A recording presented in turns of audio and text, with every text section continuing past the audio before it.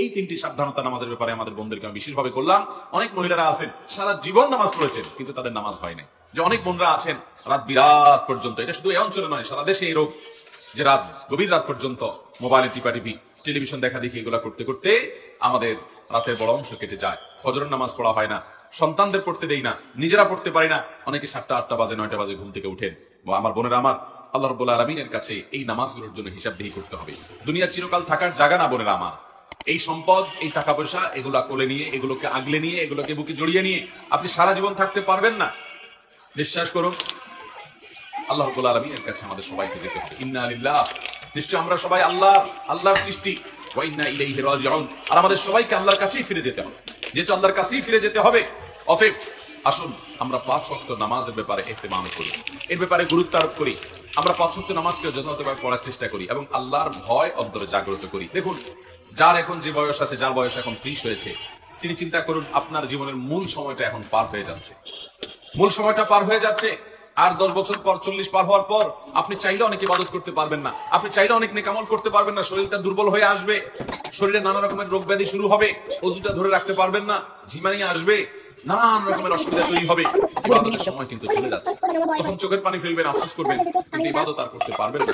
এরপর একটা সময় আপনি দেখতে দেখতে দুনিয়া ছেড়ে, সব কিছু ছেড়ে আপনাকে চলে যেতে হবে। এই সম্পদ মানুষ ভাগযোগ করে নিবে, ওয়ারিসরা, ছেলে মেয়েরা, নাতিপুতিরা ভাগযোগ করে লুটপাট করে নিয়ে নিবে, কিন্তু আপনাকে আপনার আমল নামা নিয়েই দুনিয়া থেকে যেতে হবে। অতএব আসুন আমরা 5 ওয়াক্ত নামাজকে সুন্দর করি। যারা ফজর নামাজ পড়ছেন না বা পড়তে অসুবিধা হচ্ছে, শুনে রাখেন, নবী করিম সাল্লাল্লাহু আলাইহি ওয়াসাল্লাম বলেছেন, মুনাফিক যারা নামে মুসলমান, আল্লাহর খাতায় মুসলমান না, যারা আল্লাহর খাতায় মুসলমান না, নামে মুসলমান, এদের একটা বড় মার্কা হলো তাদের জন্য 2টা ওয়াক্ত নামাজ পড়া খুব বেশি কঠিন হয়। তার একটা হলো আসর আর একটা হলো ফজর। এই 2 ওয়াক্ত নামাজ যদি কার দ্বারা পড়া সম্ভব না হয়, সে অন্যান্য ওয়াক্ত পড়ে কিন্তু এই 2 ওয়াক্ত পড়তে পারে না, তাহলে সে যেন সাবধান হয়, সে যেন সোজা হয়ে বড় দিকে দৌড়ায় এবং ঈমানকে নবায়ন করে। কারণ নবী করিম সাল্লাল্লাহু আলাইহি ওয়াসাল্লাম এটা বলেছেন যে এই 2 নামাজটা হলো মুনাফিকদের জন্য সবচেয়ে কঠিন, সবচেয়ে ভারী, এটা পড়তে তাদের সবচেয়ে বেশি অসুবিধা হয়। অন্যান্য নামাজগুলো তারা হয়তো পড়ে, এই 2 নামাজ পড়তে পারে না। বিধায় আমাদের যাদের ফজরের নামাজ পড়া হয় না বা ফজর নামাজ পড়তে পারি না, বা চেষ্টা করেও আমার দ্বারা বেশিরভাগ সময় ফজর নামাজ পড়া হয় না, মিস হয়, কিংবা পড়ি কিন্তু অনেক কষ্ট হয়, সাধারণত হয় না, একদিন হয়তো 5 দিন হয় না এবং সময় মতো হয় না, সকালে 8টা 9টা উঠে নামাজ পড়েন, মনে রাখবেন আমাদের জন্য এটা অ্যালার্মিং, যেটা শয়তানের ওয়াসওয়াসার কারণে, কুমন্ত্রণের কারণে আমরা মুনাফিকদের কাতারে চলে যাচ্ছি কিনা। অতএব আমার মা বোনদের প্রতি আমার উদাত্ত আহ্বান থাকবে, 5 ওয়াক্ত নামাজ ঠিক করুন, আপনার অন্য সব আল্লাহ তাআলা ঠিক করবেন। ইন্নাস সালাতা তানহা আনিল ফাহশাই ওয়াল মুনকার, নামাজ মানুষকে অশ্লীল এবং অন্যায় কাজ থেকে বিরত থাকতে চেষ্টা করবেন। সেই সাথে মা বোনদের একটা বড় ধরনের রোগ হলো তাড়াহুড়া করে নামাজ পড়া। এই রোগটা পুরুষদের মধ্যেও আছে, কিন্তু তুলনামূলকভাবে আমাদের মা বোনদের মধ্যে বেশি দেখা যায়।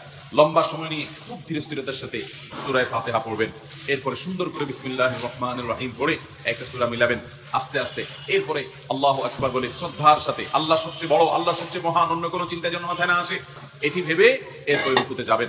রুকুতে গিয়ে পিঠ সোজা করে, রুকুতে গিয়ে পরিপূর্ণভাবে রুকুতে গিয়ে তারপরে এবার তাসবিহ পড়বেন, সুবহান রাব্বিয়াল আযীম, মহান রবের পবিত্রতা জ্ঞাপন করছি, সুবহান রাব্বিয়াল আযীম, আমার মহান রবের পবিত্রতা জ্ঞাপন করছি, সুবহান রাব্বিয়াল আযীম, আমার মহান পালনকর্তার পবিত্রতা জ্ঞাপন করছি।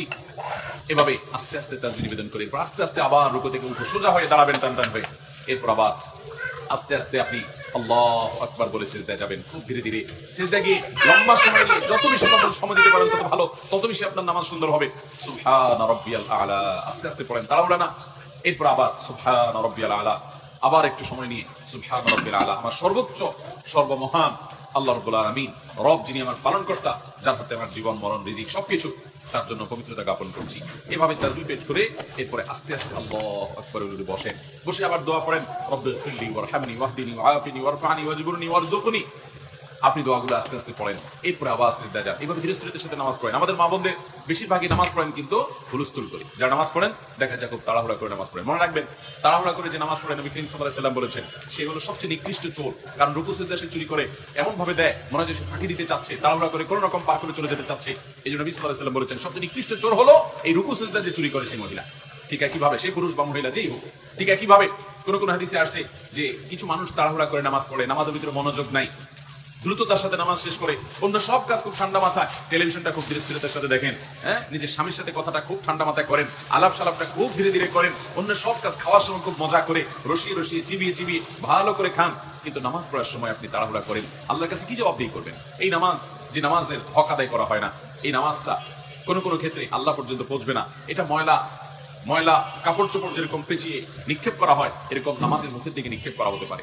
এই জন্য আমার মোহতারাম বোনেরা, আপনাদেরকে বলছি, মোহতারামা বোনেরা, আপনাদের নামাজগুলোকে, আমাদের নামাজগুলো আমাদেরকে সুন্দর করতে হবে।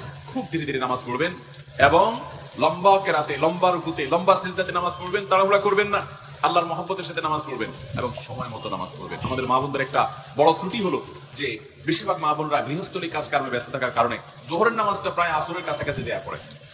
কারণ রান্না বাড়া শেষ করে ছেলে মেয়েদেরকে খাওয়ানোর পর, তাদেরকে গোসল টোসল দেওয়ানোর পর, নিজে গোসল টোসল করে সব গোছায় সামলায়, তারপর তিনি দেখা যায় নিজে নামাজ পড়তে যান। ততক্ষণ দেখা যায় 3টা বেজে যায়, 3:15 বেজে যায়, অনেক সময় আসল ওয়াক্ত হয়ে যায়, আসল ওয়াক্তের কাছাকাছি হয়ে যায়। এটা খুবই ভয়াবহ একটা বিষয়। অনেক মহিলা আছে আমাদের দেশে যে সারা জীবন তাদের জোহরের নামাজটা হয় একেবারে শেষ ওয়াক্তে। মনে রাখবেন, নবী করিম সাল্লাল্লাহু আলাইহি ওয়াসাল্লামকে জিজ্ঞাসা করা হয়েছিল সবচেয়ে উত্তম নামাজ কোনটা, সবচেয়ে উত্তম আমল কোনটা। তিনি বলেছেন আসসালাতু লিআউয়ালি ওয়াক্তিহা, ওয়াক্ত হওয়ার পর শুরুর দিকে নামাজ আদায় করা, এটা হলো সবচেয়ে উত্তম আমল। অতএব আপনারা এই আমলটার ব্যাপারে খুব বেশি যত্নশীল থাকবেন, খুব বেশি মনোযোগী হবেন এবং আল্লাহর জন্য নামাজকে সুন্দর করবেন। আল্লাহ তাআলা আপনাদেরকে সেই তৌফিক দান করুন। সেই সাথে নামাজের ব্যাপারে আমাদের মা বোনদেরকে একটি বিষয় আমি সাবধান করতে চাই, সেটা হলো যে আপনারা অনেকে নামাজ পড়েন, কিন্তু নামাজের একটা ফরজ হলো সতর ঢাকা। এই সতর ঢাকাতে আপনাদের প্রচুর পরিমাণে ত্রুটি থাকে। নামাজের জন্য যে সতর ঢাকতে হবে সেটা হলো পুরুষরা তো নাভি থেকে হাঁটু পর্যন্ত ঢাকতেই হবে, সেই সাথে কাঁধের উপরে কাপড় থাকতে হবে। হাদিস থেকে বোঝা যায় পরিষ্কার ভাবে মূল হলো নাভি থেকে হাঁটু, এইটুকু হলো সতর।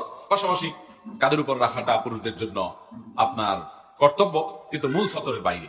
কিন্তু মহিলাদের জন্য সতর হলো একেবারে মাথা থেকে পা পর্যন্ত। নামাজের সময় পুরো শরীর তাদের ঢেকে নামাজ পড়তে হবে, শুধু মুখমণ্ডল, চেহারাটা খোলা থাকবে, 2 হাতের কবজি খোলা থাকবে এবং পায়ের পাতার তলার অংশ এটি খোলা থাকবে। এছাড়া পুরো শরীর তাদেরকে ঢেকে রাখতে হবে, এমনকি গলা, পিঠ, বুক এবং কাঁধ এবং হাতের যে গোছা আছে সেটা, কনুই টনুই, এগুলা সব, এমনকি মাথার চুল, এগুলা সবগুলা কিন্তু ঢাকতে হবে। আমাদের অনেক মহিলারা আছেন, অনেক মা বোনরা আছেন, মা চাচিরা আছেন, যারা দেখা যায় এখনো আপনার শাড়ি পরে নামাজ পড়েন, তার উপরে কোনো ওড়না পড়েন না। আপনি শাড়ি পরে নামাজ পড়েন, কিন্তু তার উপর আপনাকে একটা বড় ওড়না বা কিছু দিয়ে আপনার পুরো শরীরকে ঢাকার চেষ্টা করতে হবে। শুধু শাড়ি পরে নামাজ পড়লে আপনার হাতের কোনোই দেখা যাবে, আপনার পেট বা পিঠের বা কিংবা কাঁধের কিছু অংশ আপনার দেখা যেতে পারে, চুলগুলা বের হয়ে যেতে পারে। যদি আপনার পুরো নামাজ জুড়ে এরকম শরীরের সমস্ত অঙ্গ প্রত্যঙ্গ খোলা থাকে, আপনার নামাজ হবে না। অনেক মহিলারা আছেন সারা জীবন নামাজ পড়েছেন, কিন্তু তাদের নামাজ হয় নাই। অতএব আমাদেরকে মনে রাখতে হবে, মাথা থেকে পা পর্যন্ত মহিলারা নামাজের জন্য পুরো শরীরকে ঢেকে নামাজ পড়বেন, এটি তাদের জন্য ফরজ। এটি না হলে তার ফরজ তরক হবে, নামাজই হবে না। বিদায় এই 3টি সাবধানতা নামাজের ব্যাপারে আমাদের বোনদেরকে আমি বিশেষভাবে করলাম।